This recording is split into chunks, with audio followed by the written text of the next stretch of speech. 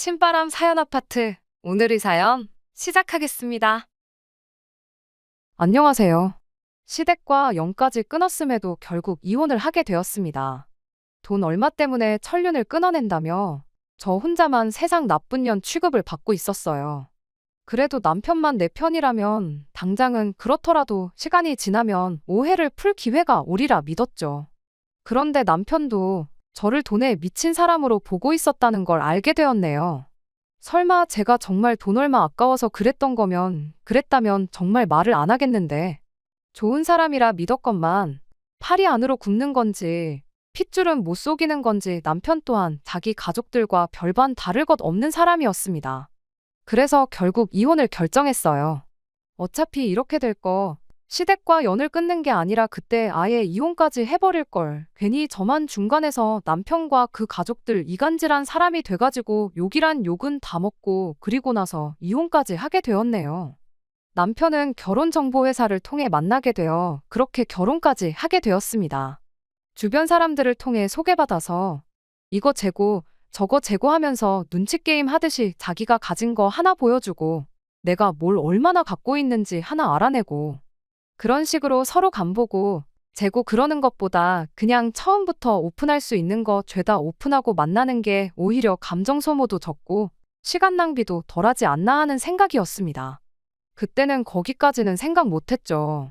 진짜 중요한 건 종이에 적을 수 있는 수치적인 것들이 아니라 거기에 적을 수 없는 것들이란 걸 말이죠. 남편을 처음 소개받고 나서 몇 달 정도를 더 만났고 그렇게 결혼 준비를 시작하게 되었습니다. 남편 자체만 두고 보면 조건도 저랑 비슷했고 시부모님 또한 괜찮은 분들이셨어요. 그때까지는 이렇게 좋은 사람들한테 돌연변이 같은 성격 괴팍한 아주버님이 있다는 사실을 전혀 몰랐습니다. 한참 결혼 준비를 하던 시기 양가에 인사드리고 상견례 마친 지 얼마 지나지 않아서 시모가 저만 혼자 따로 불러내서 혹시 결혼 자금으로 얼마나 모아놓았는지 그런 걸 물어왔어요. 어차피 결정사 통해 만나면서 남편은 이미 대충 제 재산이 어떻게 되는지 알고 있던 상황이라 시어머니한테 숨길 것까진 없다 생각했습니다. 그래도 알려드리면서 이건 왜 물으시냐고 물어봤어요. 시어머니는 남편이로 있는 아주버님이 아직 미혼이라 그렇다며 너네들 결혼하는데 크게 지원을 못 해줄 것 같아서 둘이 합쳐 얼마나 있는지 알고 싶어 물어본 거라고 대답하셨죠. 원래는 두 자식들 나이 순으로 먼저 결혼을 시키고 싶었는데 아주버님이 결혼을 안 하는데 그렇다고 동생인 남편까지 노총각으로 살게 할 수는 없으니 결혼을 허락해 준 거랍니다. 그런데 그 와중에 동생 결혼한다고 큰 돈 지원해 준 걸 아주버님이 알면 집안 분위기가 안 좋아질 것 같아서 그러는 거라는 말과 함께요. 애초에 30 넘어서 하는 결혼이었다 보니 경제적으로 부족한 건 없었어요. 남편도 저랑 비슷한 조건의 사람을 소개받은 거다 보니 더더욱이 그랬고요. 업체까지 가입해가며 결혼 준비를 시작한 건데 굳이 언제 할지도 모를 아주버님 결혼 때문에 돈 얼마 지원받자고 결혼을 미룰 이유가 없었습니다. 애초에 부모님 지원은 처음부터 생각도 기대도 안 했던 거다 보니 더더욱 미뤄야 할 이유가 없었죠. 시어머니도 아주버님만 아니었으면 돈 얼마 해줬을 텐데 하고 말한 거지. 직접적으로 결혼을 미뤄달라고 부탁한 것도 아니었다 보니 그걸 가지고 실망할 것도 없었어요. 주변에 시댁에 괜히 돈 얼마 지원받았다가 그 돈 때문에 시댁 눈치 보면서 꼼짝도 못하고 잡혀 사는 친구도 덜어 있었다 보니 시어머니가 돈 얼마 못 해주겠다고 하는 게 아쉬울 것도 없었고요. 그랬더니 오히려 시어머니가 저한테 큰 신세를 진 느낌이었나 봐요. 이해해줘서 고맙다는 말까지 들으며 결혼을 하게 되었거든요. 결혼은 그간 남편과 제가 모아놓은 돈에 시댁에서 2천 지원받고 친정에서도 똑같이 2천을 더 지원받아서 했어요. 애초에 뭐 하나 받을 생각이 없었는데 뭐라도 해줘야 마음이 편하겠다는 시어머니 고집에 부랴부랴 친정에서도 똑같이 2천을 받아와서 정확하게 반반 결혼을 하게 되었습니다. 저나 남편 벌이도 나쁜 편이 아니었고 어쩌다 보니 받은 양가 부모님 지원 덕분에 수중에 돈도 좀 남아있는 상태에서 결혼을 하게 되었다 보니 결혼 첫 해가 지나서부터는 여유가 많이 생기더라고요. 그래서 그때부터는 양가 부모님께 용돈도 조금이나마 챙겨드리고 시댁 한 번, 친정 한 번 번갈아 가면서 외식도 다니고 그랬어요.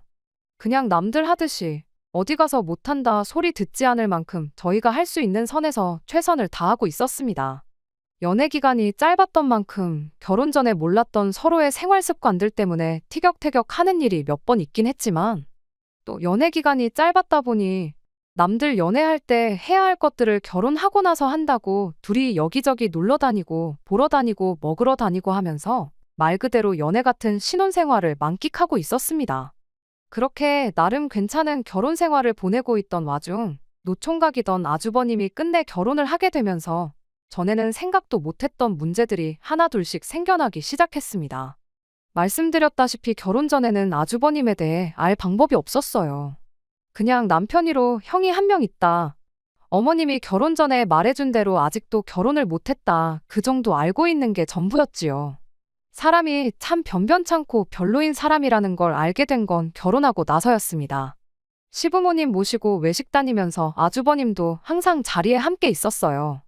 초반 몇 번의 자리에서는 아주버님이 아무 말도 안 하고 식사만 같이 하고 그러는 시기였는데 하루는 분위기가 좋아서 식사하다가 술을 조금 마시는 자리가 있었습니다.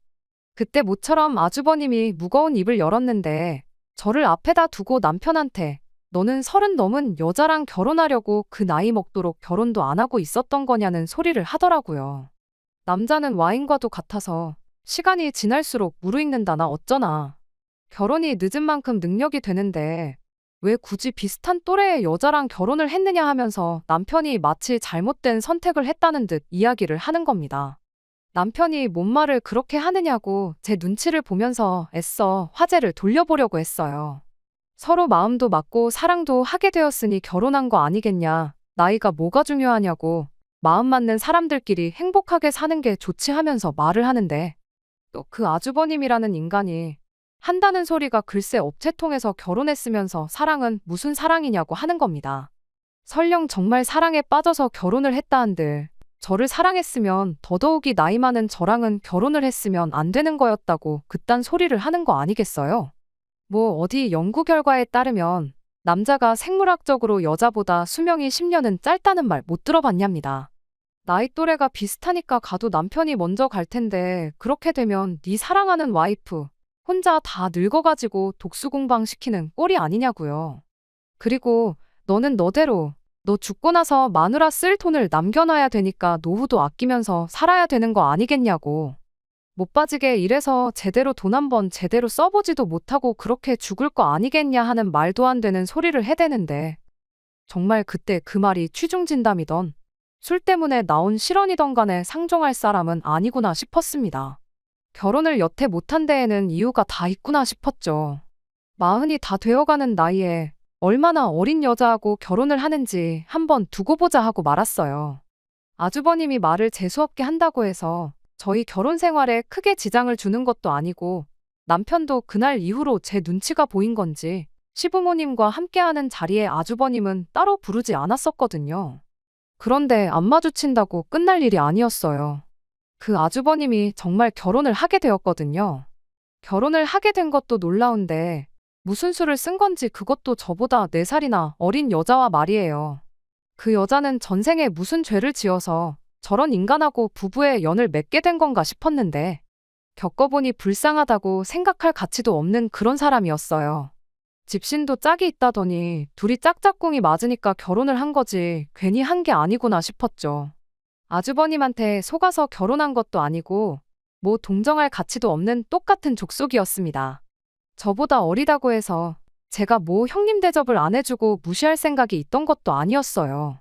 그런데 첫 만남부터 기선제압을 하려는 건지 저한테 되도 않는 기싸움을 걸어오더라고요. 인생을 어떻게 살아왔는지 그 경험이 중요하지 나이가 전부는 아니라는 둥 하면서요.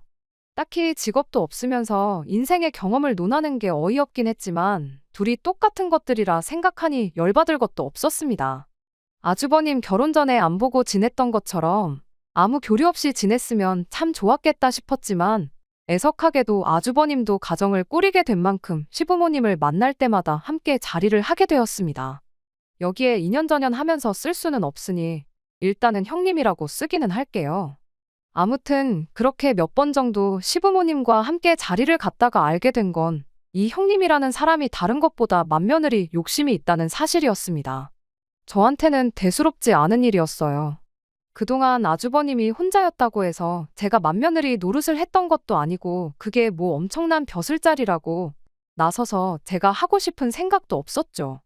용돈 드리고 외식하고 그랬던 거야. 여유도 좀 있겠다. 그리고 가족이니까 친정도 똑같이 챙기니까 했던 거지.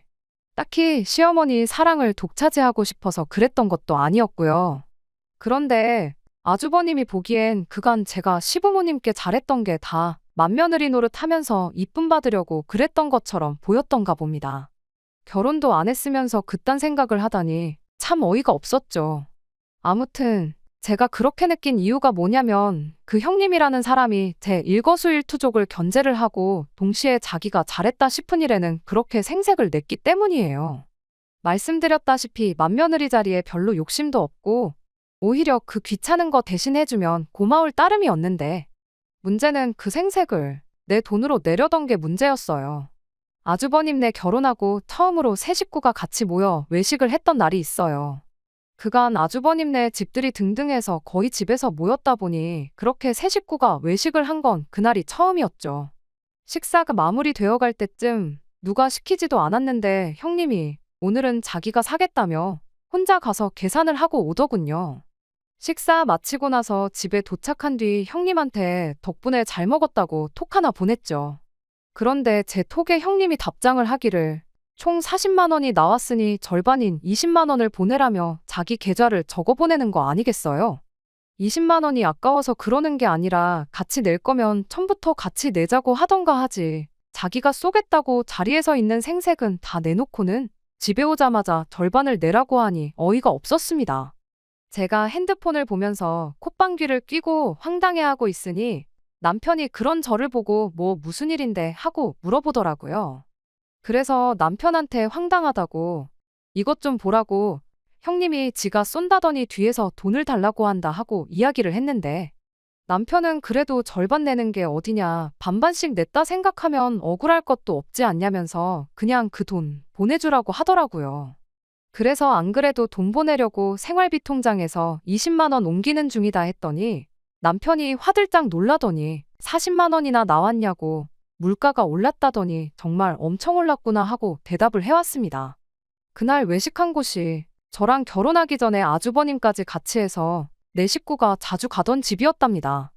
보통 넷이서 가가지고 배 터지게 먹고 와도 20만 원 정도 냈고 술 같은 거 마셔서 좀 더 많이 나오는 날에는 25만 원 정도밖에 안 나왔었대요. 아무리 형수님도 계시고 저도 있어서 입이 두 개가 늘었다고 한들 여자 둘이서 먹어봐야 얼마나 먹는다고 거의 2배 가격을 지불하고 왔으니 남편 입장에선 놀랄 수도 있는 일이었죠. 거기가 엄청난 맛집도 아니고 그냥 가성비가 좋아서 자주 다니던 곳이었는데 전에 다녀왔던 만큼 배부른 느낌도 안 들고 이제 가격까지 그렇게 비싸버리면 더 이상 거기에 갈 이유가 없는 것 같다면서 다른 집을 찾아봐야겠다고 한마디 하고 말더군요. 저도 처음엔 물가가 올랐다니 정말 올랐는가 보다 그렇게 생각하려고 했는데 가만 두고 보자니 어딘가 자꾸 찜찜한 기분이 들기 시작했어요. 그래서 돈 보내기 전에 형님한테 다시 톡을 보냈죠. 혹시 영수증 좀 볼 수 있겠냐고요.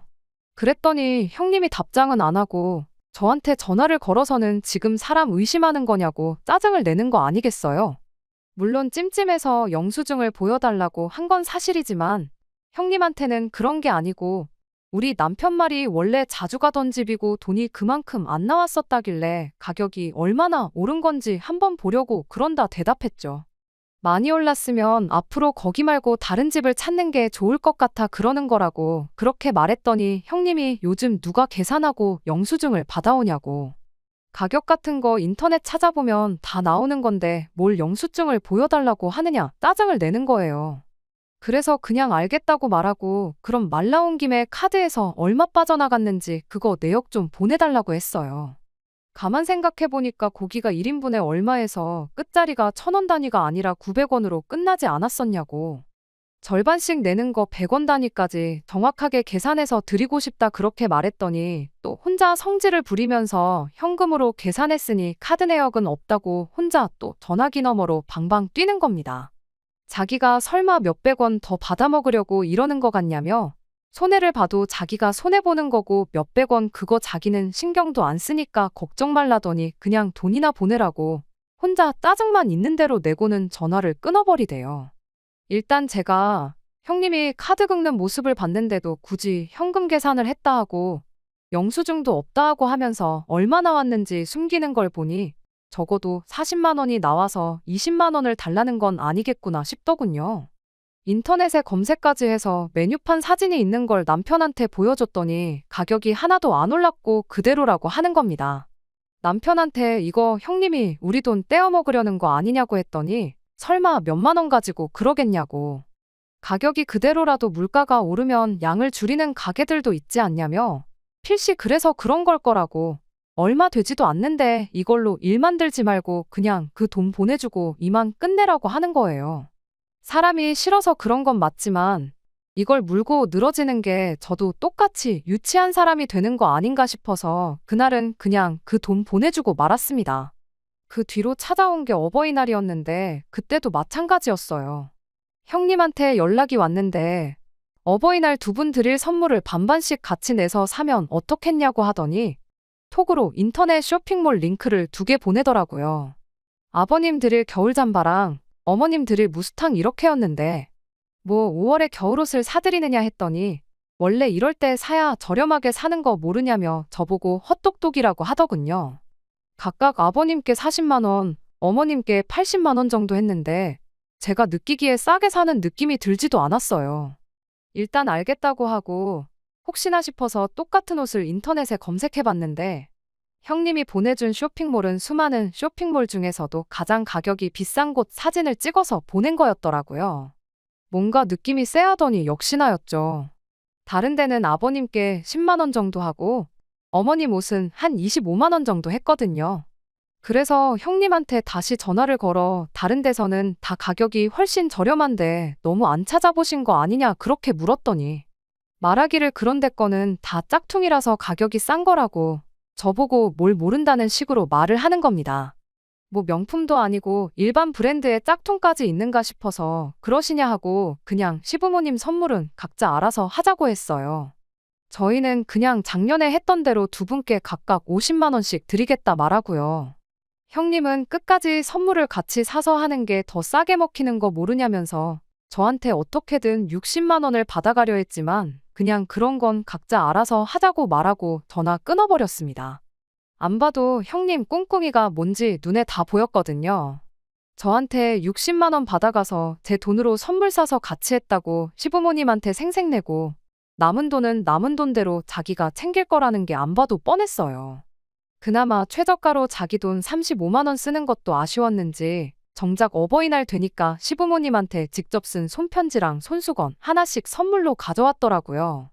그 와중에도 선물은 정성이 중요하다면서 현금 선물은 너무 뻔해서 싫지 않냐며 또 자기가 두 분 어울리는 색깔로 열심히 골랐다고 온갖 생색은 다 내는데 참 웃기지도 않았습니다.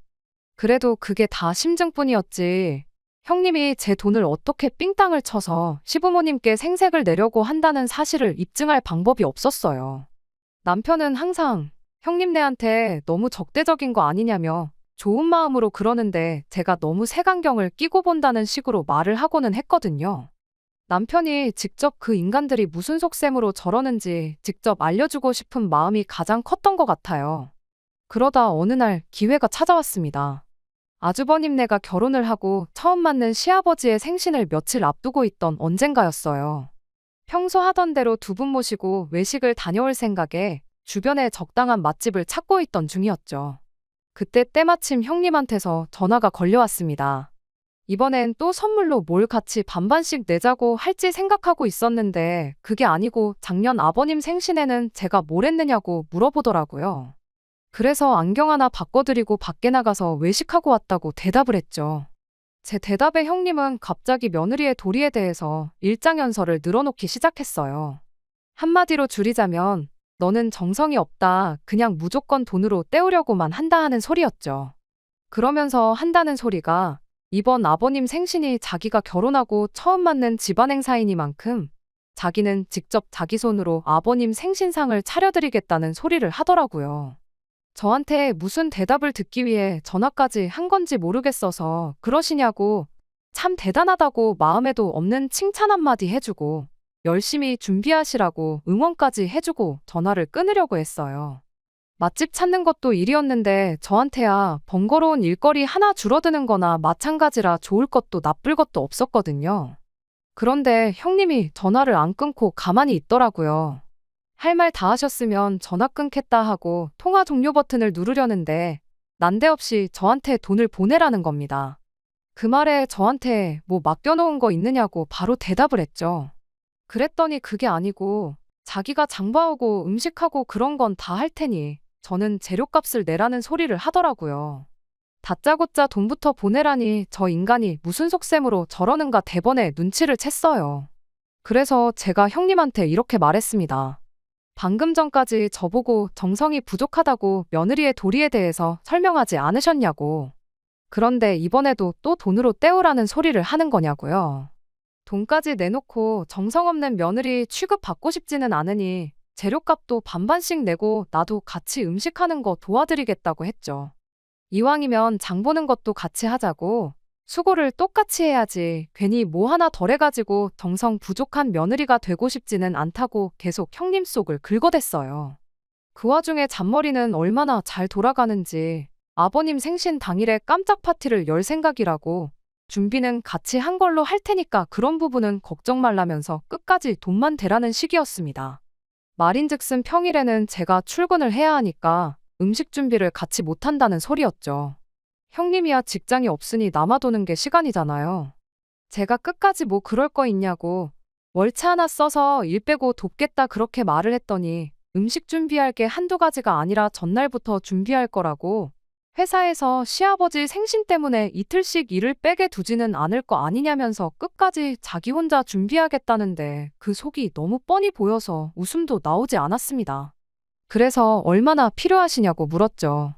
형님은 대번에 한 100만 원 정도면 되지 않겠냐 이런 소리를 하더라고요. 일단 넉넉하게 예산을 잡고 남으면 남는 대로 다 돌려준다고 하는데 명절장을 봐도 그만큼은 안 나오겠다고 한마디 하려다가 참았습니다. 그냥 제가 모르는 척 쏘가 넘어가 준 거예요. 그냥 이참에 남편한테 저 형님이라는 사람이 온갖 장꾀로 우리 돈 떼어먹고 있다는 사실을 알려줘야겠다는 생각이었거든요. 그날 100만 원 보내면서 남편한테 한번 아버님 생신 돼서 보자고 그렇게 말하고 그날 하루를 넘겼습니다. 그렇게 시간이 지나 아버님 생신 당일이 되었습니다.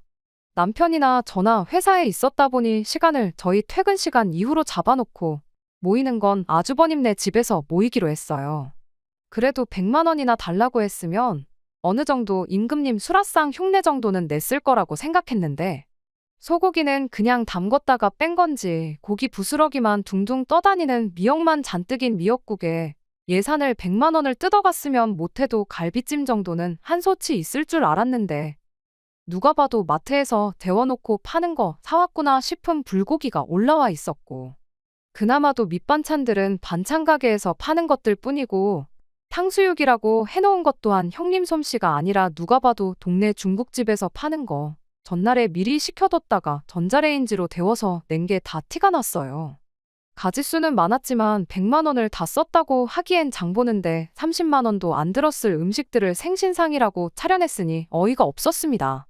그렇다고 형님 망신살 주자고 거기다 대고 내가 100만 원이나 보냈는데 이것밖에 못 차렸냐고 타박을 하기도 뭐해서 그냥 아무 말도 안 하고 가만히 있었어요. 남편도 뭔가 느끼는 바가 있는지 표정이 조금 안 좋아 보이는 모양이었죠.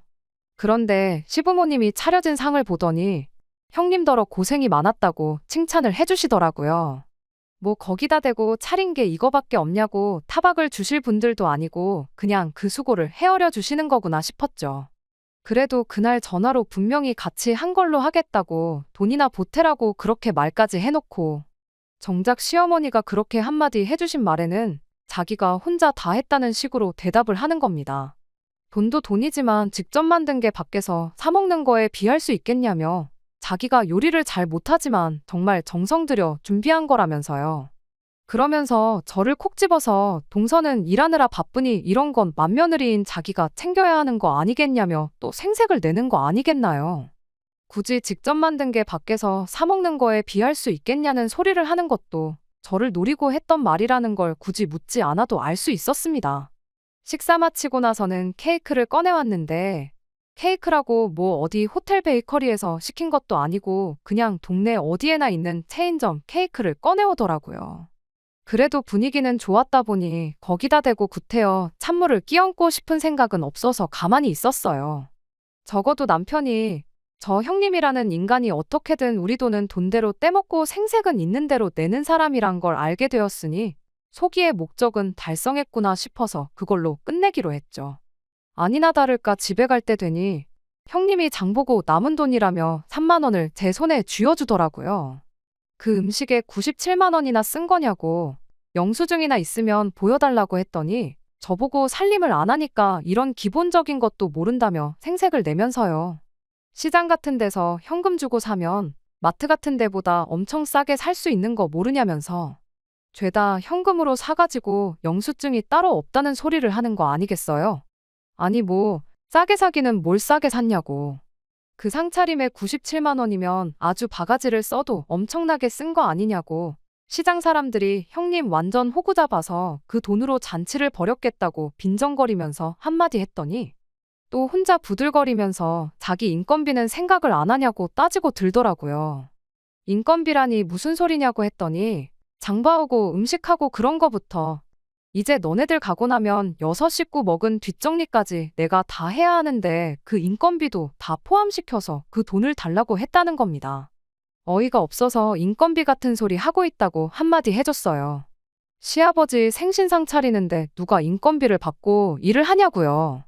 딱 봐도 장 보는 거 30만 원도 안 들은 것 같은데 생신상 한 번 차리고 70만 원 받는 사람이 세상에 어디 있냐고.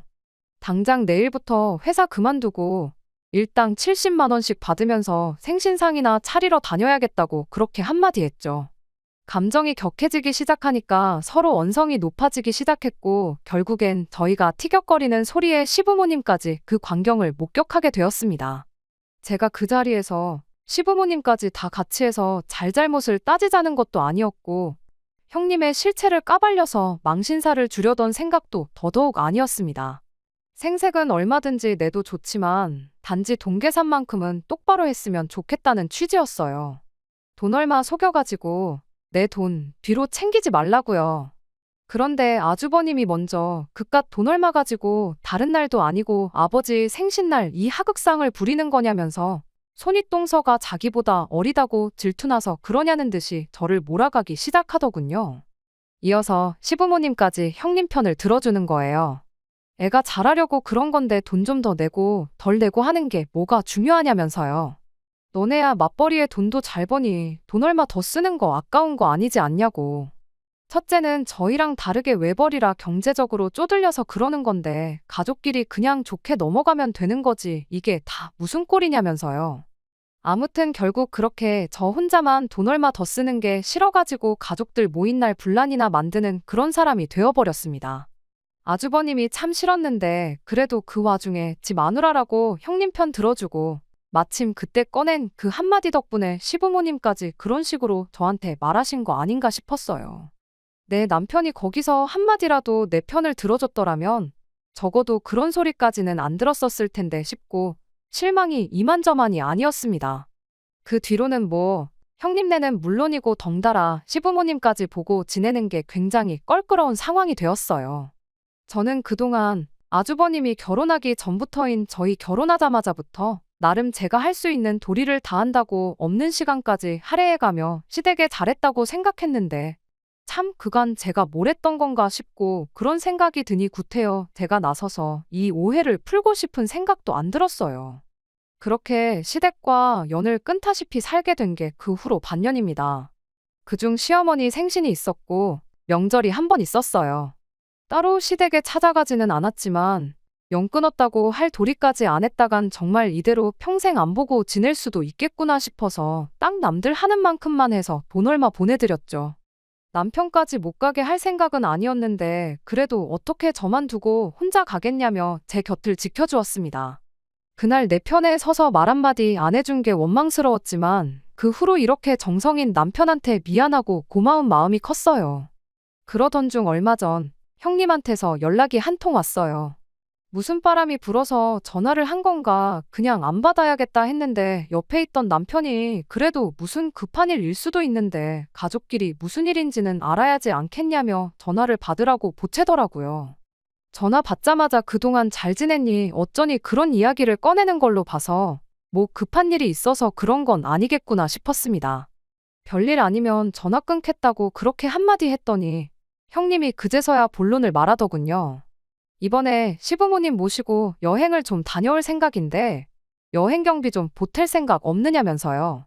저희야 회사 일 때문에 참석하기 힘들 테고 돈만 보내주면 자기가 시부모님 모시고 여행 다녀올 거고 다녀온 김에 저에 대한 이야기도 좋게 해주겠다나요. 그러면서 자기 계좌로 돈 1,000만 원을 보내라는 거예요. 난데없는 액수에 뭐 어디 유럽 같은데 모시고 가는가 했더니 제주도를 그것도 고작 4박 5일 다녀오면서 돈 1,000만 원을 내라는 소리를 하고 있던 겁니다. 이번엔 반반씩 내자는 소리를 따로 안 하는 걸로 봐서 아예 그냥 저희들 돈으로 시부모님은 물론이고 자기들 돈까지 내달라는 소리나 다름없었지요. 그리고 설령 그렇다고 한들 4인 가족이 어디 유럽도 아니고 제주도 꼴랑 4박 5일 다녀오는데 돈 1,000만 원이 무슨 소리인가 싶어서 대번에 헛소리 하려고 전화한 거면 그냥 끊겠다 말하고 전화를 끊어버렸습니다. 그런데 옆에 있던 남편이 왜 그냥 전화를 그런 식으로 받냐면서 저한테 뭐라고 한마디 하는 거예요. 그래서 방금 저 사람이 뭐라고 했는 줄 아느냐? 시부모님 모시고 4박 5일 제주도를 다녀올 계획인데 여행 경비로 1,000만 원을 입금하란다. 그래서 헛소리 말라고 하고 끄는 거다 하고 설명을 해줬죠. 그랬더니 남편이 돈 얼마가 나오든 뭐가 중요하냐면서 그냥 그 돈 보내주고 가족들하고 화해를 하면 안 되겠냐는 겁니다. 형수님이 여행 계획 세우고 2분 모시고 다니고 하면 고생이지 않겠냐. 그리고 지난 반년 동안 어머니 생신도 안 챙겼지. 명절도 안 챙겼지. 형수님 혼자 고생했을 텐데 수고비 명목으로 돈 얼마 준다고 생각하면 아까운 거 하나도 없지 않느냐는 말도 안 되는 소리를 하는 거 아니겠어요? 남편이 가족들하고 멀어지니 조바심이 나서 저럴 수도 있다는 거 10분 이해는 하지만 차라리 그럼 그 돈 주고 가족들하고 화해한다고 생각하면 되는 거 아니냐고 단도직입적으로 말하지. 형수님이 앞으로 고생할 거, 그동안 고생할 거 따져가면서 수고비 타령을 하니 그간 고맙고 미안하고 했던 마음도 사라지고 아무리 남편이라고 해도 정이 뚝 떨어지더라고요. 그래서 미쳤냐고 언제부터 시부모님 챙기는 게 수고비 받고 하는 일이었느냐고 한마디 따졌습니다. 그렇게 따지면 아주버님 결혼하기 전에 내가 시부모님 챙기고 그랬던 거 수고비는 누구한테 청구하면 되는 거냐고요. 그랬더니 남편이 우리가 그동안 무슨 효도를 했냐고 다 돈으로 대충 때우기만 했지 않냐면서 그런 건 수고비 따질 게 아니라는 겁니다. 주둥이로만 시부모님 챙기는 척 했으면 수고비를 받는 건데 내가 그동안 그것도 모르고 내 시간 써가며 밥집 찾아내고 계산하고 그랬다고. 이럴 줄 알았으면 그냥 나도 형님처럼 하는 척이나 하고 당신한테 수고비나 땡겨받을 걸 그랬다고 한껏 빈정거렸죠. 그 말에 남편이 너는 그 와중에 또 돈돈거리고 있냐고 그놈의 돈 빨키는 것 좀 그만 좀 하면 안 되겠냐는 거 아니겠어요? 그 큰돈 거침없이 한 방에 내주면 가족들도 제가 푼돈 얼마에 쪼잔하게 군다는 오해도 풀리지 않겠냐고 하는데 정말 얼토당토하는 소리에 기가 차서 말도 안 나오더라고요. 설령 1,000만 원이 아니라 돈 얼마 주고 풀릴 일이었다고 한들 그렇게까지 해서 풀고 싶은 생각일랑 없다고. 지금 호구같이 그 돈 해주고 나면 다음엔 얼마나 더 큰 돈을 바라겠냐고. 처음 외식비 몇만 원 뜯어먹힌 게 어버이날 선물 산다고 몇십만 원으로 커졌고 아버님 생신 때 가서 100만 원이 된 거 보면 모르겠냐 했죠. 지금 이거 1,000만 원 해주면 아마 다음번엔 우리 집 집문서를 내놓으라고 해도 충분히 그럴 거다 했더니 저보고 말이나 되는 소리를 하냐며 입에 거품을 물더라고요. 말이나 되는 소리냐니 누가 할 소리를 하고 있느냐고 따졌더니 남편이 이렇게 한마디 하는 거예요. 막말로 죄를 지어도 위자료를 내지 않냐고. 어쨌든 너 때문에 가족들하고 연도 끈타시피 해서 지내고 있는데 그냥 위자료 주는 셈 치고 그 돈 해주면 어디가 덧나냐는 겁니다. 그때 알게 된 거죠. 남편이 저를 위해서 가족들하고 안 보고 지냈던 게 저를 위해서가 아니라 그냥 제 눈치만 보고 있었다는 사실을요. 남편은 그저 제가 시부모님한테 잘하겠다는 형님한테 돈 100만 원 주는 게 아까워서 시어머니 사랑을 독차지하는 형님이 부러워서 그러는 거라고 자기 가족들하고 똑같이 생각하고 있었던 거예요. 돈 100만 원 때문에 가족들하고 말도 못 섞게 하는 나랑 더 살아서 뭐 하겠냐고 그냥 그 길로 남편한테 이혼 선언 해주고 이왕 이렇게 된 거 네 형수한테 돈 1000만 원 네 돈으로 해주라고 한마디 했어요. 주면서 혹시 여행 자리 한 자리 더 알아봐 줄 수 있냐고도 꼭 물어보라고요. 어차피 이혼 서류 다 뭐다 준비하는데 시간이 걸릴 텐데 그동안 당신 꼴도 보기 싫으니까 어디 좀 눈에 안 보이는데 가 있으라고 그렇게 한마디 했더니 남편이 씩씩대면서 바라던 바라고 어디 이혼할 수 있으면 해보라고 그러곤 그 길로 짐 싸서 시댁으로 가버리더라고요.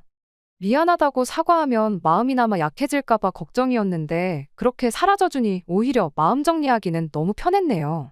남편이 집에 돌아온 건 그로부터 일주일이 지나서였어요. 아니나 다를까 남편이 저한테 잘못했다고 빌더라고요. 왜 갑자기 마음이 변해서 저럴까 싶었는데 굳이 남편이 안 알려줘도 되는 사실까지 알려주면서 이혼에 대한 마음을 확실하게 굳힐 수 있었습니다. 시어머니가 아주버님네 결혼할 때 돈 얼마 해준 게 아니라 아예 5억 하는 신혼집을 하나 해준 걸 알게 되었대요.